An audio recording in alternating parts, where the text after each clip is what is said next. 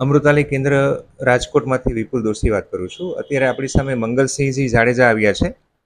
આજથી લગભગ 15 દિવસ પહેલાં આપણે ત્યાં આવ્યા હતા. આજે 15 દિવસ પછી ફરી પાછા દવા લેવા આવ્યા છે. આપણે એમને જ માઇક આપીએ અને એમની પાસેથી સાંભળીએ એમને શું તકલીફો હતી, કેટલા ટાઈમથી હતી અને દવા લેવાથી એમને શું ફરક પડ્યો છે. જી મંગલસિંહ. હા, હજી હું 15 દિવસ પહેલાં આપની પાસે દવા લેવા આવ્યો હતો.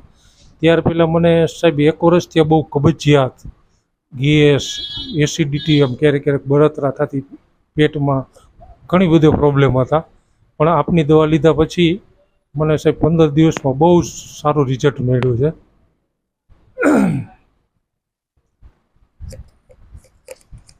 રિઝલ્ટમાં તમને શું ફેરફાર લાગે છે?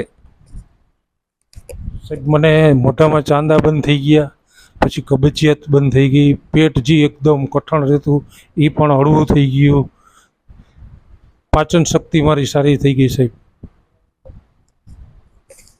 અને એક વસ્તુ હમણાં આપણે વાત થઈ હતી મંગલસિંહજી કે તમે એક વસ્તુ છોડી દીધી છે. હવે એ શું છોડ્યું છે ને એના શું પરિણામ તમે જોયા છે એ ખાસ વર્ણન કરો.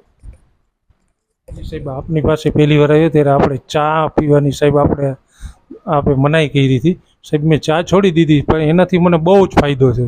ચા છોડ્યા પછી મને જે એસિડિટી કે એવું બધું થતું, પાચનની તકલીફ, એમાં ઘણી બધી રાહત થઈ. તો આપણે જોયું કે મંગલસિંહજીને 15 દિવસમાં એમની તકલીફોમાં ઘણું સારું પરિણામ મળ્યું છે.